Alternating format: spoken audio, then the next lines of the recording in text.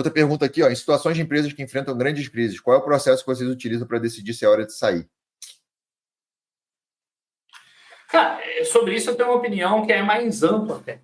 O que eu acho? Acho que as pessoas não tomam boas decisões de compra. Ela compra empresa sem saber direito o que ela está comprando. Igual a gente falou de Tesla e tal. O cara comprou porque acha legal, o carro elétrico, porque o Elon Musk vai salvar a humanidade, a empresa dele é excelente, ele compra Tesla. Aí quando a Tesla passa, agora ela está numa mini crisezinha, dificuldade, o cara não sabe o que fazer. Por quê? Porque ele não soube o porquê comprar lá no início. Então, se ele tivesse feito a lição de casa bem feita no começo, Tesla é uma empresa de pura alavancagem, ela precisa vender cada vez mais veículos, porque ela vai ganhar cada vez mais margem, ela tem um processo rentável, e, enfim, vai gerando caixa, vai retroalimentando. Agora que ela está tendo mais competição, teve que baixar o preço dos veículos, aí o motor dela começou a rolar ao contrário. Eu acho que não foi nem a questão da competição, não só a competição, que realmente veio, a BYD veio, né? Não, eu acho que teve um boom muito forte na pandemia com a questão dos carros, né? Tinha carro, acho que o Model 3 ela vendia por $60 mil, hoje está 40. Então, tipo assim, teve aquele boom que distorceu muito as questões dela, e foi justamente naquela hora que você falou, que ela estava virando a chave, que ela já estava começando a vender os carros, né? E tal. A Tesla basicamente vendia tudo que ela produzia. Agora não exato. Agora já tem estoque. Então, agora você sabe como reagir. Não, eu continuo com a Tesla, porque, tudo bem, ela vai continuar evoluindo, mesmo mais devagar, mesmo competição e tal. Ou não, eu só gostava da Tesla porque ela vendia à vontade e agora não vende mais. Então, quem tem dificuldade na hora de decidir sair ou não de uma empresa, a minha opinião é que não fez uma boa lição de casa na hora de comprar. Porque na hora que você comprou, se você estabeleceu por que você gosta, o que é importante e quais são os riscos da empresa, não é difícil depois você saber a hora que não deu certo. Dando 2 exemplos aqui, por exemplo, do da Prio. Visto na Prio porque ela tem um modelo de negócio matador de comprar campo maduro, redesenvolver, reduzir custo e ter uma operação eficiente. O dia que parar de fazer isso, tem porquê, mas está na empresa. Não, agora vamos ficar aí só produzindo petróleo e pagando dividendo. Não me interessa mais, eu saio. Não precisa nem ver uma crise, não precisa nem estar em crise. Se ela ficar lá só, não vou comprar mais nada, vou ficar só produzindo sussa, tudo que entrar de caixa vão pagar dividendo, não me interessa mais, porque eu comprei por causa daquilo lá. Um outro exemplo que eu vendia, por exemplo, a Pets. Pets tinha uma tese legal, você falou que ia fazer a pergunta dela ainda, não apareceu. Não chegou ainda não. Tá, mas já dando spoiler. É a próxima. Bacana. Já vou me emendar. Tinha um modelo de negócio interessante, estava crescendo muito, e estava atropelando, dominando o mercado. O que aconteceu depois de um tempo? Começou a não crescer mais, ter dificuldade de manter a rentabilidade, fez umas aquisições ruins, que não contribuíram. Não era, comprei porque era uma empresa que crescia aceleradamente, agora não cresce mais, não interessa. E dando um exemplo, o contrário, a dificuldade que a Renner teve recentemente, Sim. A empresa tal, redondo, case de investimento, de abertura de loja, de operação redondinha. O que aconteceu? Ela deu muito crédito no momento ali para vender muito, se recuperar da pandemia, errou a mão. Tipo, ela deixou de ter alguma das coisas que ela tinha quando eu queria? Não. Errou, piorou o resultado. O que aconteceu? Segurou a onda, tal, agora tá voltando de novo. Bradesco, Bradesco, foi outro exemplo. Eu ia falar agora. Errou num ano lá, mão no crédito, deu crédito ruim, operou mal o tesouro, tomou um ferro desgraçado, agora tá voltando, vai voltar. Então, para mim é isso. O que está faltando para você? Acha que a tua dificuldade está na hora de decidir vender, mas provavelmente ela está porque você, na hora de comprar, é fácil. Comprar qualquer empresa, ou comprar Aeres, porque faz pá de motor lá de aerogerador e vai bombar com ESG. Não é uma lição de casa bem feita. Depois vem a conta chega. Então, para mim, o problema não está na venda, está na hora de comprar. Sim. Eu acho que, assim, na minha opinião, eu estava com uma. Eu ia te responder, eu queria que você quebrasse essa objeção aqui que a galera geralmente tem em outros sites, né? A galera acompanha nosso canal, outros canais também, que é a ideia de que, se você sabe a hora de sair de uma empresa, você é bilionário, você adivinha o futuro. Então, ninguém tem essa capacidade de conseguir saber a hora de sair, então é melhor deixar lá, que se um dia ela voltar, né? Se você ficar tentando toda hora acertar se ela piorou ou não, você vai ficar vendendo toda hora, ficar gerando patrimônio. Então, o que você responde para ele? Isso aí não tem nada a ver com gerar patrimônio. O que é gerar patrimônio? É você comprar lá os ativos e vender por outros motivos que não sejam da empresa ter ficado ruim. Porque a ideia de investir por longo prazo é se manter sócio de grandes empresas ao longo de muito tempo. Só que se não for uma grande empresa, não tem porquê se manter sócio dela. Então, essa é a causa raiz, é isso que está no início do problema. Você tem que ter, é a primeira frase, a primeira palavra da frase, ser só, primeira palavra não, né? A terceira, ser sócio de boas empresas ao longo do tempo. Se não for boa, não adianta. Então, é natural você fazer esses ajustes na carteira ao longo do tempo, tá? Senão, ninguém vai chegar e vai montar uma carteira perfeita desde o primeiro dia. Isso é impossível, tá? Girar o patrimônio é comprar ativos e vender, porque caiu muito, porque está tendo especulação, porque veio uma crise, porque trocou de presidente. Isso é gerar patrimônio. Não vender um ativo ruim. Então, os ativos que eu falo aqui faz anos que a galera continua se mantendo apegada lá, a Grendene, mais de um tempo para cá, M Dias, Camil. Cara, tá começando a dar 5, 6, 7 anos que eu tô falando dessas empresas. Já foram boas no passado, Camil não. Mas as outras já foram boas no passado, mas pararam Camil de até que veio bom, né? Camil a gente tem que queimar nossa língua esse trimestre. Ela é meia boca. Ela só vai meia boca pro resto da vida.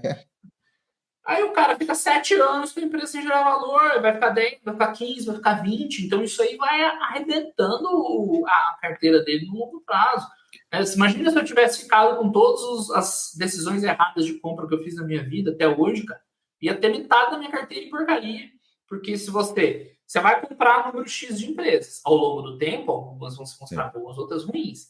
Se você nunca limpa as ruins, elas vão acumulando. No final, a tua carteira vai ser só de empresa ruim. Porque você sempre vai errar. Você sempre vai comprar empresa boa e ruim, achando que é boa. Mas, com o tempo, você vai organizando. E é óbvio que esse argumento... esse argumento de acertar sempre, ele não existe. Você nunca vai acertar sempre. Tua ideia é acertar mais que errar, mas você vai continuar errando. Só que se você corrige o erro, aprende e segue em frente, é muito melhor do que você erra, você não quer assumir que errou, você deixa lá, não, deixa aí. Depois de 15 anos igual a gente investe, você vai ter 30 empresas ruins na carteira. Fala aí o que você quer fazer, eu vou abrir minha carteira. O que vai fazer, eu vou te dar um exemplo prático que a galera defende. Se você sabe a hora de sair, você já teria vendido VEG, Raia Drogasil e tal. Aqui eu estou com gráfico de lucro de VEG desde 95, então não dá para enxergar muito bem para cá. Eu vou tirar o zoom um pouco, vou voltar ali para 2016, mais ou menos. Aí a galera fala, se você fosse vender VEG, você ia vender VEG aqui, que caiu o lucro, você ia vender VEG aqui, que não saiu do lugar 5 anos, 2007 a 2012. Você ia vender VEG agora, que está com lucro também 2015 ali até 2018 de lado, né? E aí é isso que a galera acaba falando, né? Que olha hoje e fala, mas hoje beleza. Se você está aqui hoje é porque você aguentou esses períodos que ela ficou de lado sem vender. Então, se você tivesse com essa mentalidade de saber a hora de sair... Não. Se você soubesse a hora de sair, você teria vendido quando ela estabilizou o lucro aqui, que entendeu? Que ela parou de crescer, no caso. Só que essa não é a hora de sair, porque o fundamento continuava lá. É o exemplo que a gente deu agora de Renner e Bradesco, continuam empresas boas. Né? Então, você tem como saber quando uma empresa perdeu o fundamento, ou perdeu a capacidade de ganhar dinheiro, ou, sei lá, foi atropelada, que seja. Tipo, a Ciel foi atropelada pela concorrência, que segue. Né? Mas você sabe esses momentos. É diferente da cotação não subir, ou do próprio lucro não subir. O lucro vai ficar flat esse ano, tá ótimo. Então, o fundamento continua lá. Acabei de falar do SML. Né, deu o guidance mais fraco, vamos supor que fique frete o lucro, tá ótimo, porque no longo prazo o fundamento está lá. Então o pessoal não sabe, confunde, mistura tudo para provar o ponto que quer provar. O que eu queria dizer? Eu já tive, até hoje, 67 empresas no Brasil. E hoje a minha carteira tem 30 e poucas. Mas no total eu já tive 67, ou seja, mais ou menos metade. Então se eu não tivesse vendido nunca essas empresas que eu investi por algum motivo, ia ter lá quase metade da minha carteira. Hoje isso é porcaria. E essas empresas continuam destruindo valor anos após anos. Tipo a Cielo aconteceu há muito tempo, a Oi acontece há muito tempo. Então, isso aqui é uma baita de uma ilusão. Né? O cara não quer assumir o erro, né? É um problema de viés também. O cara tem aversão ao erro, não quer assumir o erro. Ele continua lá, não deixa, se um dia subir, beleza. Aí no final, ele está jogando muito contra ele, mas muito. E é isso, cara. Infelizmente, esses erros do buy and hold, eles vão aparecer depois de 10, 15, 20 anos. Então, você fala para o cara que está começando agora, ele cai nessa. Porque para ele é fácil. Fala, não, deixa essa empresa de lado ali, tá bom. Mas o dia que ele vai ter lá 60 empresas de lado na carteira, aí, pô, né?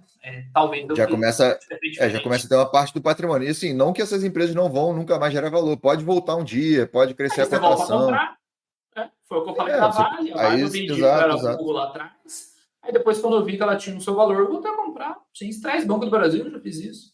Vendi lá atrás e tal, não sabia direito, hoje eu acho uma coisa que interessa. Hoje tem um só para vocês entenderem aqui, galera, a gente não está falando que a gente incentiva os giros de patrimônio, a gente não está falando que a gente sabia que, por exemplo, o VEG de 2007 até 2012 ali, pô, ficou de lado, caiu um pouquinho, lembrando que teve crise de 2008 aqui no meio, o dólar também desabou nessa época aqui, 2010, 2011, e a receita dela é metade em dólar.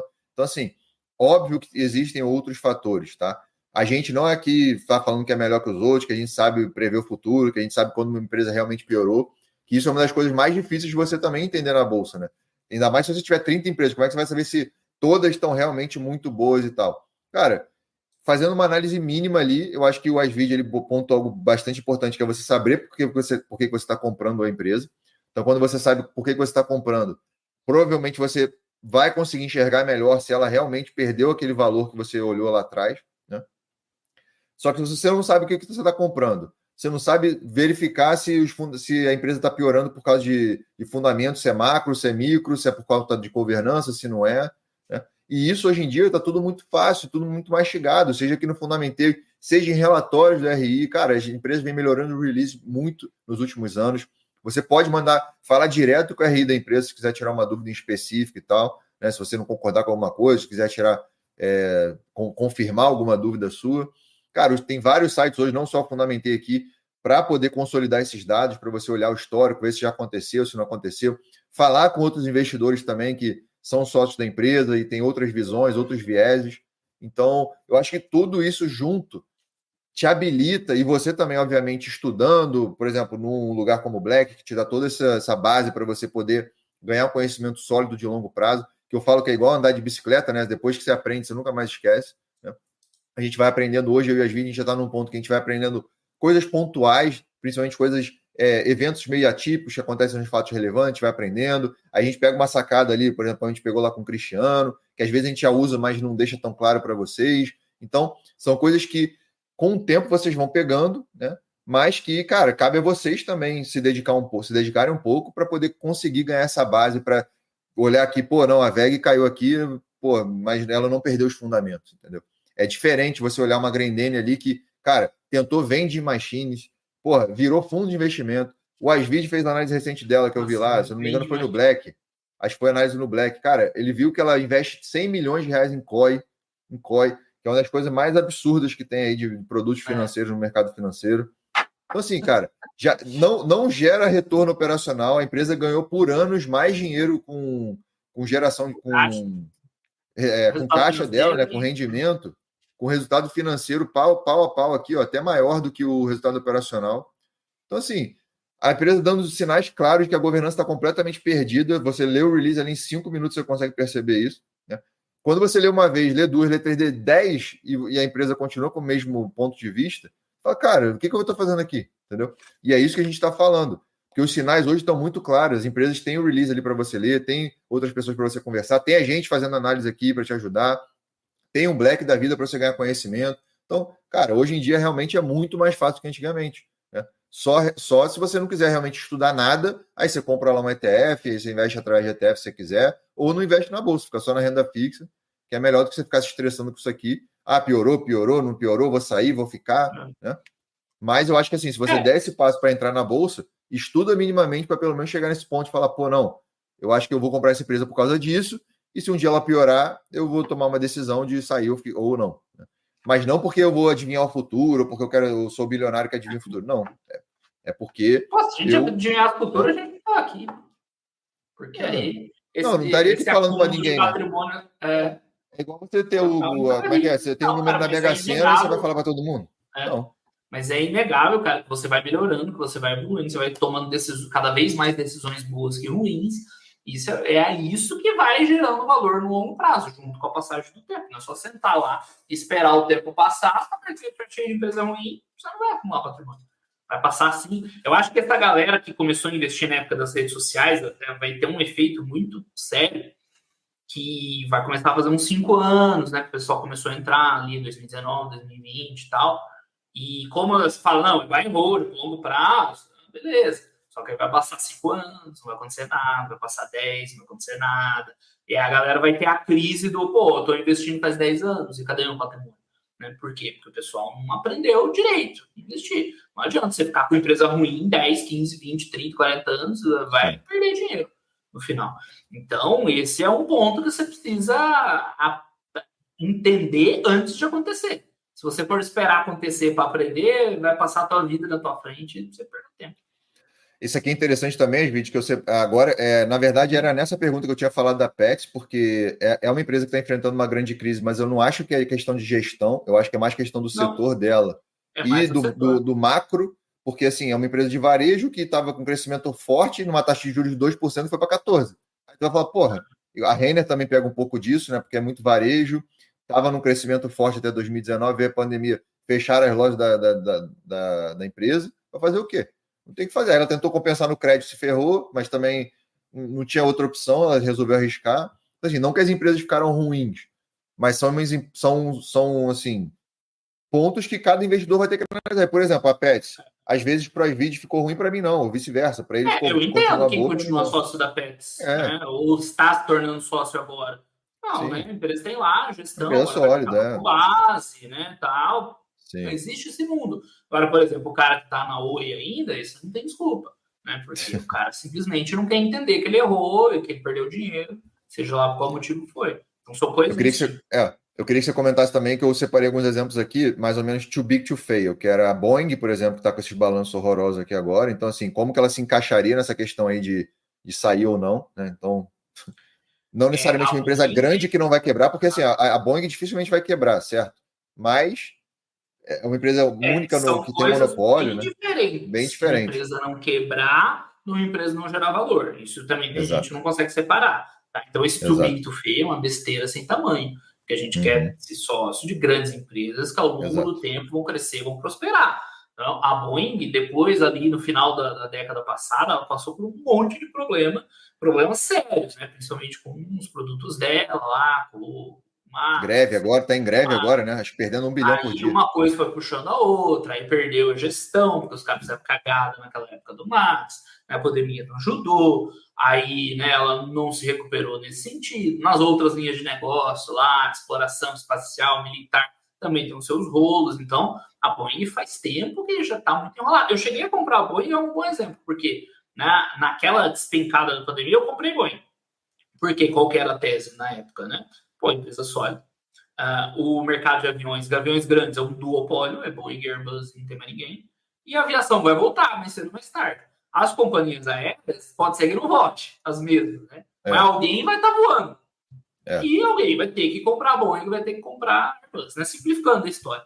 Então, parecia interessante. Só que logo depois eu comecei a ver todos esses problemas que ela tinha e tal, e o pessoal tentou encobrir os erros de gestão, então não era legal. Aí depois eu vendi, ganhei o dinheiro ainda, porque eu comprei bem no fundo ali. Ela subiu um pouquinho aqui, né? Subiu um pouquinho aqui. Mas ela não atendia o que é uma empresa boa por longo prazo, prosperar. Não era uma compound, né? Igual o Cristiano fala lá, né? Não era uma compound. Compound, esse é o ponto. Não seria uma compound, bem de vida que sério. Beleza. Sim. Eu fiz isso uma vez com a Qualicorp, cara. Olha as sardinhadas, voltando à pergunta de sardinhada. As perguntas dos erros aí. Que ela despencou uma bobagem lá e tal, nem lembro da gestão, mas despencou muito. Aí eu comprei. Aí eu falei, deixa eu olhar essa porcaria. Aí eu olhei uns 2, 3 dias falando, não, esquece essa merda. Eu ainda vendi uns 10% a mais que ela tinha dado um rebote ainda. Mas não dava, não era empresa para ficar por longo prazo de nenhum. Ela caiu exageradamente por causa de uma notícia que não era importante? Sim, mas tipo, no longo prazo não ia gerar valor, então não quero. Então, mais ou menos por aí. Eu acho que também, duas que se encaixam nesse perfil aí dessa pergunta é Petrobras, na época da Lava Jato, too big to fail também, e Vale em 2015, que foi mais ou menos quando você vendeu lá, também too big to fail, mas começou a dar prejuízo lá de 50 bilhões, mas acho que naquela época era por causa de impairment, e Petrobras também, a gente nem entendia direito o que era isso, né? Só via os prejuízos lá e... 2 bons exemplos. Né? Eu não entendia isso, por isso que fiz besteira. Mas com a Vale, ela viveu o fundo do preço do minério de ferro, E ela ainda nem era para dar tanto prejuízo, né? Ela deu mais prejuízo por causa dos impairments mesmo que teve. Só que o que a Vale estava fazendo naquele momento? Estava investindo no projeto da vida dela, que foi o S11D lá em Carajás, que é um projeto que ela ganhou muita eficiência, ganhou mais capacidade de produção. Então, o que diferencia uma empresa boa no momento de dificuldade? Ela está tomando ações e medidas para voltar melhor ainda. Então, com a Vale, isso foi muito claro, que ela estava investindo num projeto super rentável, bem no momento que ela estava tendo esse prejuízo insano. Só que um dia as coisas mudam e ela voltou mais forte que nunca, né? O que ela tem hoje de resultado não chega nem perto do que ela tinha antes. Então, esse foi um grande ponto. A Vale viveu um fundo de ciclo, mas, ao mesmo tempo, estava investindo, tomando medidas para, né, voltar a se tornar muito melhor. A Petrobras, eu acho que é um negócio diferente. A Petrobras, eu entendo totalmente quem vendeu na época, porque ela ficou numa situação deplorável. Foi um milagre ela ter voltado. Mas o que acontece nesses casos? Não tem problema, cara. Você vendeu porque ela estava num problema absurdo, não só de governança, mas do impacto financeiro que essa governança causou, porque não foi só interno de cada Petrobras. Ela ficou queimando dinheiro anos e anos lá, vendendo combustível mais barato. É uma empresa que não era para ser sócio. Aí depois você mudou totalmente gestão do governo e tudo mais. E, inacreditavelmente, ela voltou a ser uma empresa interessante. Mas o que acontece? Você volta a investir na empresa, não tem problema nenhum. A galera tem medo de vender. E onde está dizendo que você não pode voltar depois? Se a empresa se recuperar, você volta a investir nela. Não tem problema nenhum. Então, esse medo que a galera tem de vender, porque depois ela vai voltar a subir, não tem problema. Né? Depois, se ela se recuperar milagrosamente, como a Petrobras, para mim, foi milagrosamente que ela se recuperou desse jeito. Poucos anos depois, estava uma baita empresa de novo. Beleza, volta a investir, sem estresse. Empresas que eu vendi também, que pioraram muito, por exemplo, a CVC. A pandemia destroçou a CVC. Vendi lá, vendi ganhando dinheiro, mas tudo bem, vendi. Cara, se ela se recuperar agora, eu volto a investir nela tranquilo, acho um negócio interessante e tal, não tem problema nenhum. Tá? Tá dando, não tá lá ainda, mas der uns sinaizinhos que pode melhorar, eu volto a comprar ela, cara, tranquilo, sem estresse, porque aí ela vai voltar numa trajetória de gerar valor. Mas não sei, a galera que vende, acho que ela nunca mais quer ver aquela empresa na vida, né? Fica com trauma. O problema é que ela cai muito, né, cara? Tipo assim, 2019 ela caiu 96%, aí se você pega a pandemia, ela recuperou um pouquinho, mas só depois da pandemia para cá, 93%, e ela vai caindo muito, né? Ó, 2022, no 87%. Ela foi destroçada. Eu vendi uns 20%. Tipo assim, eu comprei quando ela deu uma caída, tá? Aí eu comprei mais no fundo da pandemia, mais ou menos a história da Boeing, e depois eu vendi por uns 20 antes dela bater esses 27 aí. Tá? Então eu acho que eu ganhei dinheiro, se não me engano, com a CVC. Mas era aquela história, não tinha fundamento de longo prazo naquele momento, né? Tava deplorável. E aconteceu o que acontece com uma empresa numa situação dessa. Foi para lona, total. Lona. E só esse ano, menos 43%, né? Só esse ano. Fora tudo que já caiu. O que acontece? Agora ela estancou a sangria. Ela voltou a ser empresa boa para longo prazo? Acho que ainda não. Mas se ela voltar, cara, eu posso voltar a investir nela tranquilamente, sem estresse. Tipo, quem estava dando sinais assim era a Cielo. Cielo já estava com os 2 balanços legais, já dava para começar a pensar em investir. Já dava para começar a pensar. Porque o ponto da Cielo era aonde ela vai parar de piorar, né? Esse era o ponto crucial da Cielo. Parou de piorar, começou a arrumar a casa. Isso aqui é um outro exemplo insano que pode acabar virando uma empresa boa. IRB. Mesma coisa, depois da fraude lá, até arrasada. Agora estancou. Não tá bom ainda, mas estancou. Se um dia voltar a ela tá quase numa Cielo, tá um pouquinho pior que a Cielo, mas tá quase. Tá antes, tá mais crua que uma Cielo. Tá antes, tá bem antes. É possível. E aí, é isso. Eu volto de novo a investir, qual é o problema? Mas falar isso aí buga a cabeça da galera. Parece que eu tô falando um absurdo. Não, cara, é normal. Você investe em boas empresas às vezes perdeu a mão, tá, beleza. Se um dia ela voltar, compra de novo. É gerar patrimônio. Não é gerar patrimônio. Gerar patrimônio é vender a CMR porque o Guedes vem mais fraco. É vender Petrobras porque trocou de governo. É vender, sei lá, qualquer empresa aí, varejo porque o Brasil vai acabar. Isso é gerar patrimônio. Né? Essa é a diferença.